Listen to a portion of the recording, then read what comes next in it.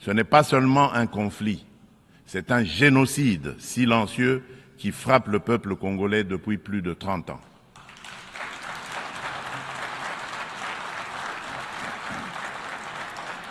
Je le dis solennellement devant cette Assemblée. La communauté internationale a le devoir moral et politique de reconnaître cette tragédie pour ce qu'elle est, un génocide, et d'agir en conséquence. Le silence et l'inaction face à ces crimes s'apparentent à une complicité. Nous demandons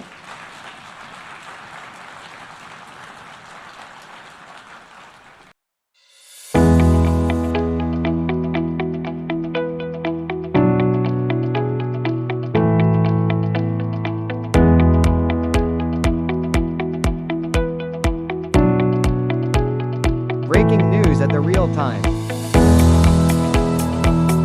Don't forget.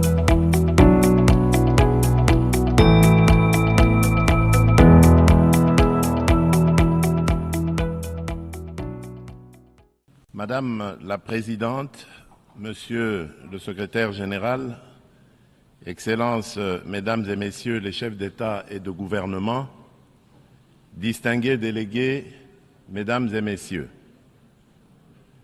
je voudrais avant toute chose adresser mes vives félicitations à Madame Annalena Baerbock pour son élection à la présidence de la 80e session ordinaire de l'Assemblée générale des Nations unies. Son leadership et son attachement au multilatéralisme seront déterminants pour la réussite de nos travaux. Je saisis également l'opportunité que m'offre cette tribune pour rendre un hommage appuyé à son prédécesseur, son Excellence M. Philémon Yang, dont l'engagement et le dévouement ont marqué la précédente session. Enfin, je réaffirme la pleine confiance de mon pays dans l'action du secrétaire général des Nations unies, M. Antonio Guterres, pour ses efforts constants visant à renforcer notre organisation et à promouvoir des solutions aux défis qui menacent la paix, la sécurité et la prospérité dans le monde, en particulier dans la région des Grands Lacs d'Afrique, dont fait partie la République démocratique du Congo. Madame la Présidente, je salue la pertinence du thème retenu pour cette 80e session, Mieux ensemble, plus de 80 ans au service de la paix, du développement et des droits humains. Il met en lumière 8 décennies d'efforts conjoints d'une organisation vouée à la paix, au développement et au bien-être universel, fondée sur une promesse indéfectible de sécurité collective. Le 80e anniversaire de l'Organisation des Nations Unies, garante de cette sécurité depuis 1945, est l'occasion de réaffirmer les vertus d'un multilatéralisme efficace et de rendre hommage à l'idéal de paix, de dignité humaine et de solidarité entre les nations qui inspira ses fondateurs. Si l'Organisation des Nations Unies demeure un pilier de la régulation des relations internationales, de la prévention et de la résolution des conflits, ainsi que de la promotion des droits humains et des libertés fondamentales, elle est aujourd'hui confrontée à des défis systémiques qui éprouvent sa crédibilité et sa capacité d'action. Les profondes mutations de notre époque, notamment la persistance des conflits armés, le dérèglement climatique, les crises humanitaires récurrentes et les menaces transnationales protéiformes, nous rappellent que le multilatéralisme n'est plus une option, mais une exigence incontournable qui s'impose à tous. Nous restons convaincus que les réponses aux défis du XXIe siècle ne peuvent émerger que de solutions collectives fondées sur la coopération, la justice et la responsabilité partagée. Madame la Présidente, à la suite de son élection en juin dernier, la République démocratique du Congo s'apprête à siéger au titre de membre non permanent du Conseil de sécurité pour la période 2026-2027. Je réitère au nom de mon pays nos remerciements les plus sincères aux États membres pour la confiance et la solidarité exprimées.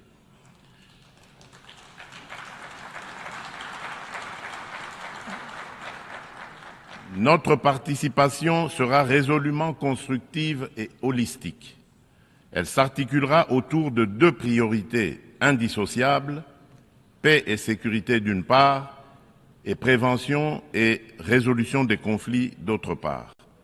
Nous entendons également contribuer activement à l'élaboration et à la mise en œuvre du nouvel agenda pour la paix afin d'apporter, à la lumière de notre potentiel et de notre expérience, une impulsion à la réforme des opérations de maintien et de consolidation de la paix, ainsi qu'à l'adaptation du système de sécurité collective des Nations Unies. S'agissant de la réforme du Conseil de sécurité, mon pays réaffirme la position commune africaine telle qu'énoncée dans le consensus des Oulouini et la déclaration de Sirte, c'est-à-dire l'Afrique doit bénéficier de 2 sièges supplémentaires dans la catégorie des membres non permanents et de 2 sièges dans celle des membres permanents, avec les mêmes droits, y compris le droit de veto, les mêmes privilèges et les mêmes obligations que les membres permanents actuels.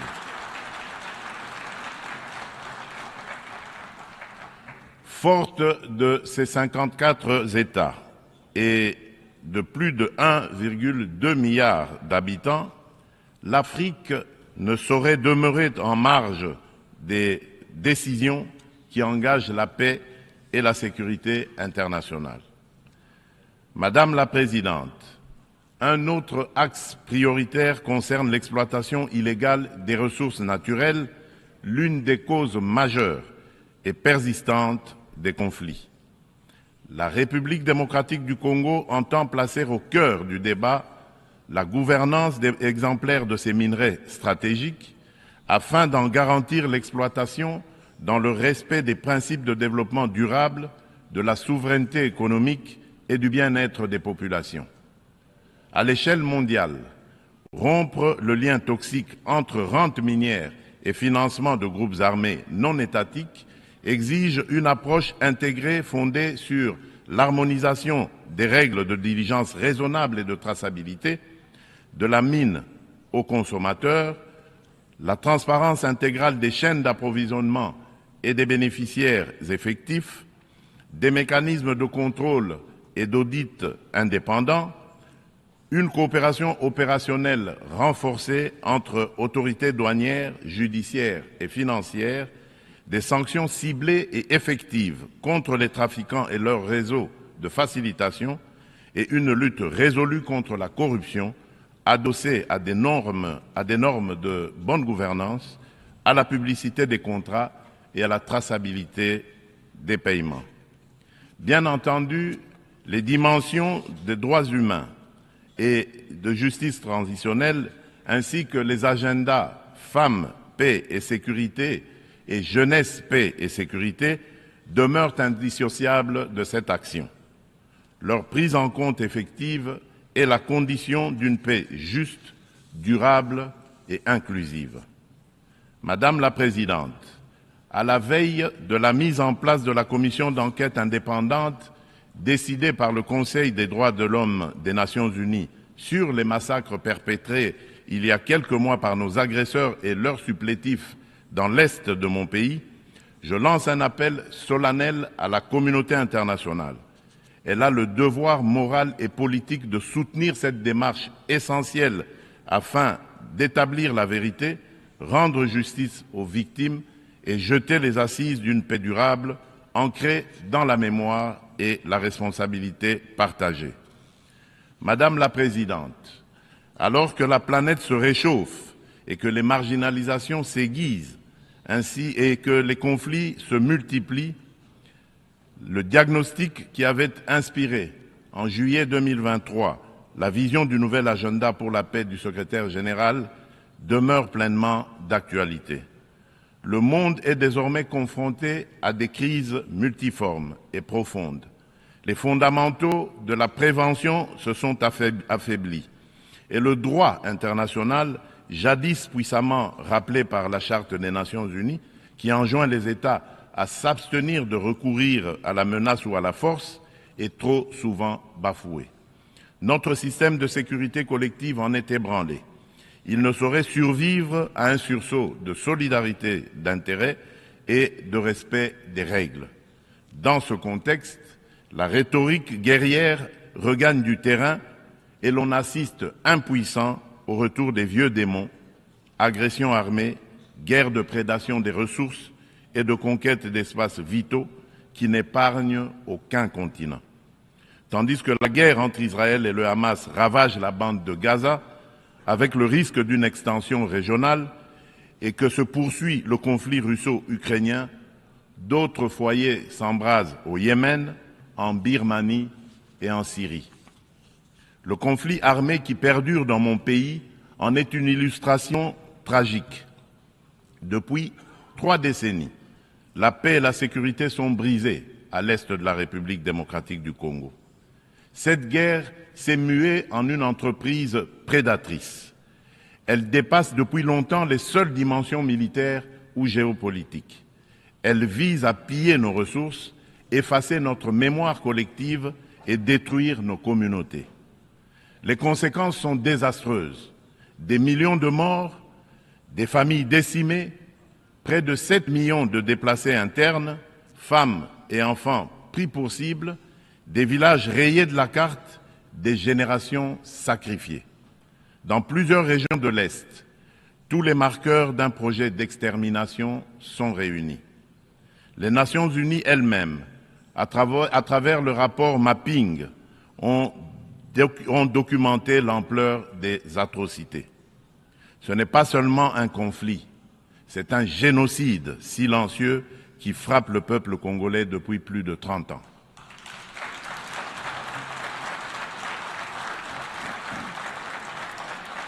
Ce n'est pas seulement un conflit, c'est un génocide silencieux qui frappe le peuple congolais depuis plus de 30 ans.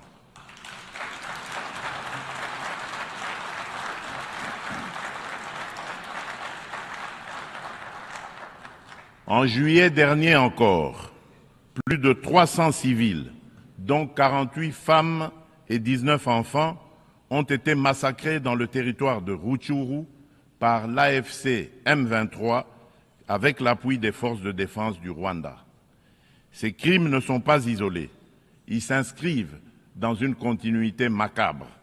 Je remercie les États-Unis d'Amérique d'avoir pris l'initiative le mois dernier de convoquer une session extraordinaire du Conseil de sécurité pour examiner ces massacres documentés par Human Rights Watch. Pour mettre un terme à ce conflit, le Conseil de sécurité, par sa résolution 2773 du 21 février 2025, a notamment exigé le retrait du M23 des villes de Goma, Bukavu et de toutes les zones sous son contrôle, le démantèlement des administrations parallèles instaurées en violation de la souveraineté de la République démocratique du Congo, ainsi que la cessation de tout appui direct ou indirect au M23. Je salue à cet égard le leadership du président Donald Trump, qui a créé les conditions d'un dialogue ayant conduit le 27 juin 2025 à Washington à la signature d'un accord de paix entre la République démocratique du Congo et le Rwanda. Cet accord engage expressément Kigali à un retrait complet et vérifiable de ses troupes et à la levée de ses mesures dites défensives. Il prévoit également le désengagement, le désarmement et l'intégration conditionnelle des groupes armés non étatiques au sein des forces armées de la République démocratique du Congo et de la police nationale congolaise, la mise en place d'un mécanisme conjoint de coordination en matière de sécurité, ainsi qu'un dispositif garantissant le respect de l'intégrité territoriale et l'arrêt des hostilités. Le retrait des troupes rwandaises, la fin de leur appui au M23 et le retour de l'autorité de l'État congolais sur toutes les zones occupées constituent des conditions non négociables pour une paix durable. Je demande aux Nations Unies de veiller à la stricte application de cet accord, désormais indissociable de la mise en œuvre de la résolution susmentionnée. Tant que ces décisions ne seront pas exécutées, le sang des innocents continuera à couler. Dans la même dynamique, La République démocratique du Congo et l'AFC M23 ont signé le 19 juillet 2025 à Doha une déclaration de principe engageant les parties à œuvrer de concert à une solution pacifique.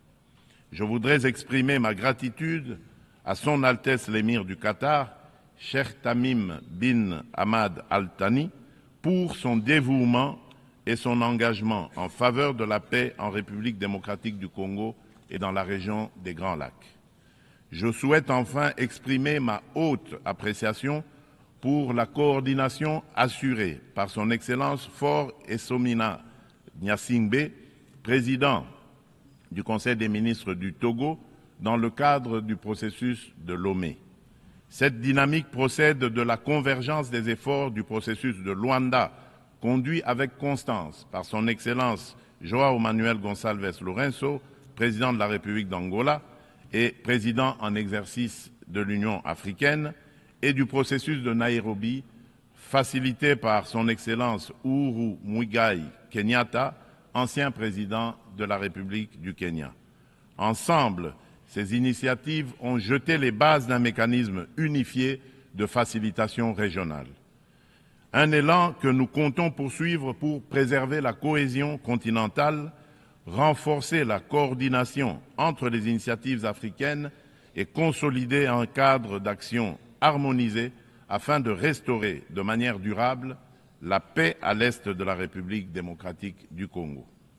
Notre objectif demeure inchangé: obtenir une paix juste, durable et vérifiable, non une accalmie factice et éphémère qui, depuis près de 30 ans, a trop souvent déçu l'espérance de notre peuple.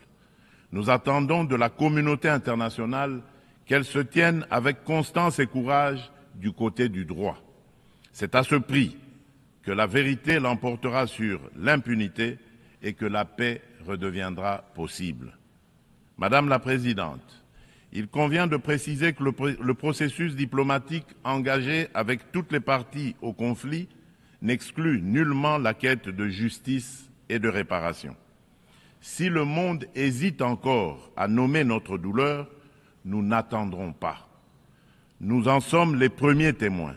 Nous en serons les premiers artisans de justice. Mais nous avons besoin de votre solidarité, de votre soutien et du respect plein et entier du droit international.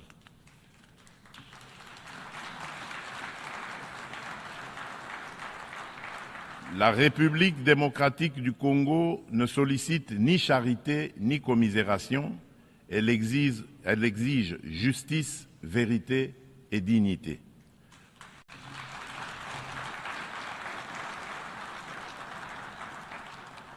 Notre pays a tendu la main. Nous avons signé des accords de paix, accepté le dialogue, pris des engagements pour la réconciliation. Mais une paix factice, bâtie sur l'impunité et l'oubli, n'est qu'un armistice précaire. L'histoire ne jugera pas nos discours, mais notre capacité à reconnaître les crimes de masse, y compris les génocides, et à mettre fin à l'impunité.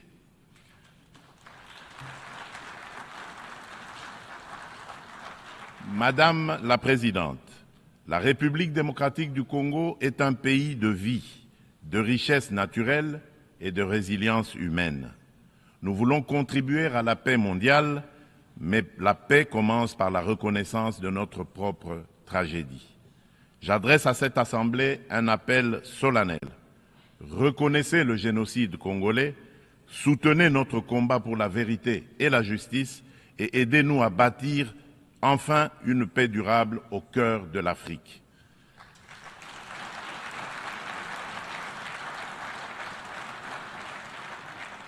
Nous demandons que les Nations Unies instaurent un régime de sanctions ciblées contre les auteurs des crimes économiques, mais aussi des crimes de guerre, crimes contre l'humanité et crimes de génocide commis à l'est de mon pays, et qu'elles soutiennent toutes les actions visant à tarir les circuits illicites d'approvisionnement en minerais qui financent depuis des décennies la guerre et la tragédie humaine. Ces actions doivent être conduites avec l'appui de l'Union africaine, des Nations unies et de nos partenaires au développement, en impliquant les États limitrophes, les entreprises qui achètent et transforment ces minerais du sang, les institutions financières par lesquelles transitent les flux, ainsi que les organisations de la société civile. Je le dis solennellement devant cette Assemblée, la communauté internationale a le devoir moral et politique de reconnaître cette tragédie pour ce qu'elle est, un génocide, et d'agir en conséquence. Le silence et l'inaction face à ces crimes s'apparentent à une complicité. Nous demandons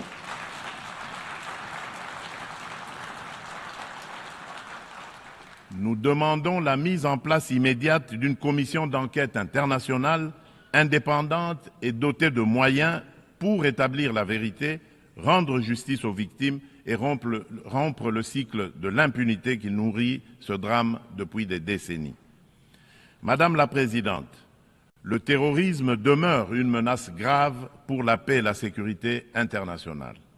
Aucune région du monde n'est épargnée. Après l'Asie, l'Europe occidentale et l'Amérique du Nord, ce fléau s'enracine en Afrique et déstabilise plusieurs sous-régions. Al-Qaïda au Maghreb islamique, bien que fragilisé par l'action internationale, conserve ses capacités dans des zones grises et diffuse son influence. Boko Haram au nord du Nigeria et Al-Shabaab en Somalie maintiennent une emprise territoriale significative. En Afrique centrale, après les ravages causés par la Lord's Resistance Army, LRA, de Joseph Kony, le nord-est de la République démocratique du Congo subit les exactions des forces démocratiques alliées, les ADF, un groupe terroriste ougandais ayant fait allégeance à l'État islamique. Ces groupes extrémistes ont laissé derrière eux un lourd tribut humain et continuent de menacer la stabilité régionale.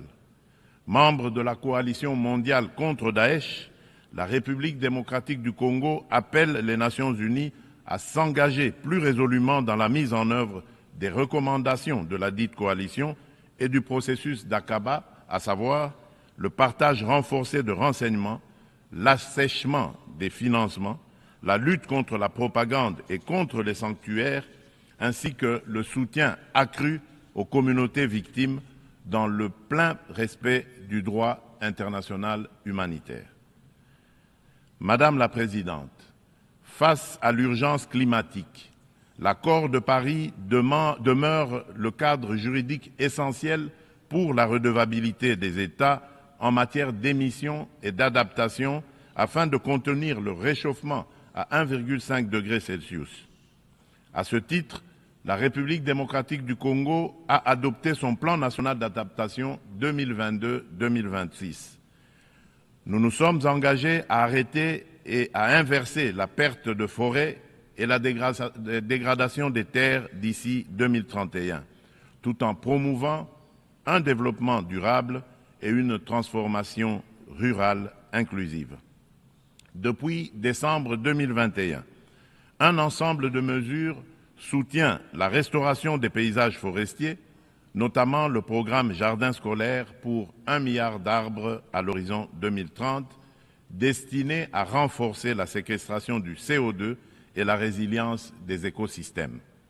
Nous saluons l'adoption de la décision 5/CMA.5, établissant de nouveaux mécanismes de financement, y compris le fonds pour pertes et préjudices, afin de compléter les sources existantes et d'apporter des réponses concrètes aux pays les plus exposés. Forte d'un potentiel environnemental unique au monde, la République démocratique du Congo se tient au cœur des solutions.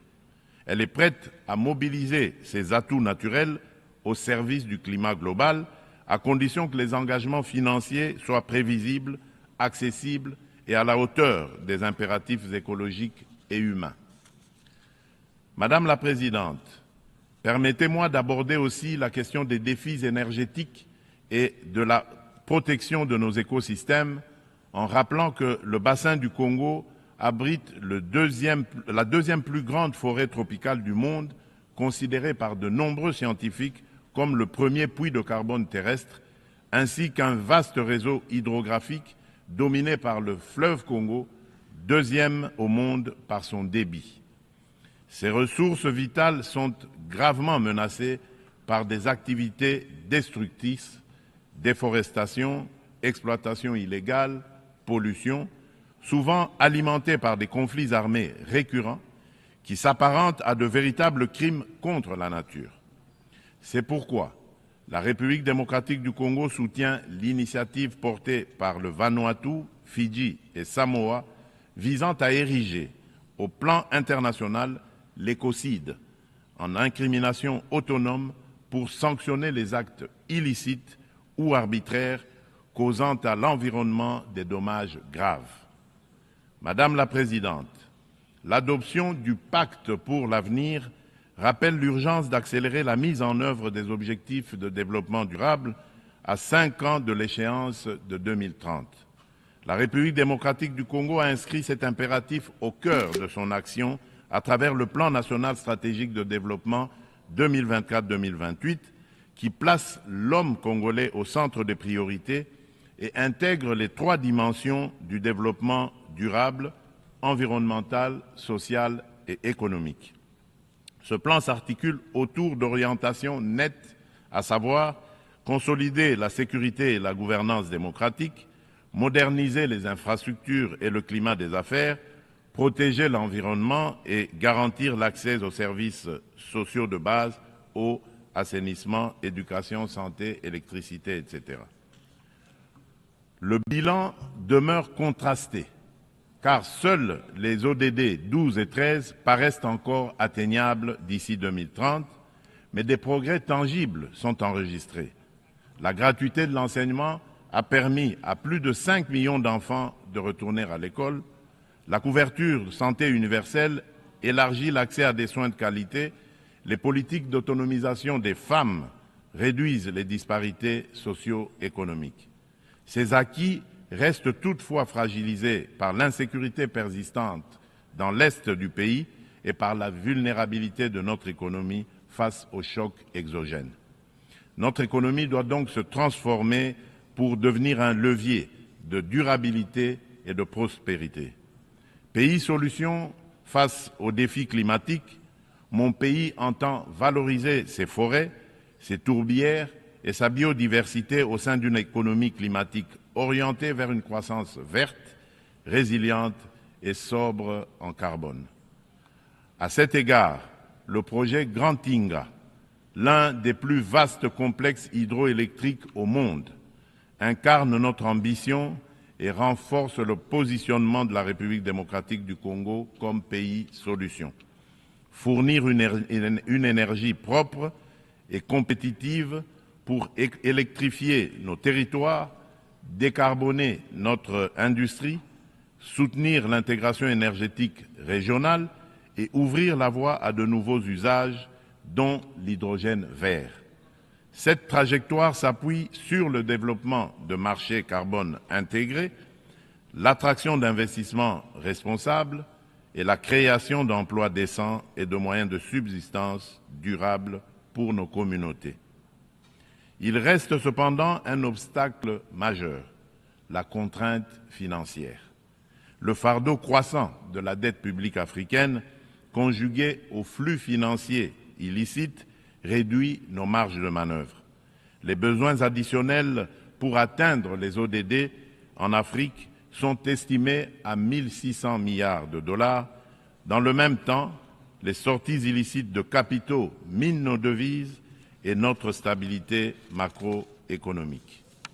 D'où la nécessité d'une réforme urgente de l'architecture financière internationale afin de garantir aux pays en développement un accès juste et prévisible à des financements concessionnels alignés sur leur trajectoire nationale, y compris via une meilleure recanalisation des DTS, la capitalisation des banques multilatérales de développement, des facilités de liquidité contracycliques et une lutte renforcée contre les flux illicites. Madame la Présidente, Depuis mon accession à la magistrature suprême de mon pays, la République démocratique du Congo, j'ai impulsé à la conduite de la chose publique une dynamique nouvelle intégrant systématiquement la dimension genre à tous les niveaux afin d'assurer une présence accrue des femmes dans les instances de décision. À titre illustratif, la part des femmes au sein du gouvernement est passée de 17% en 2019 à 32% en 2025.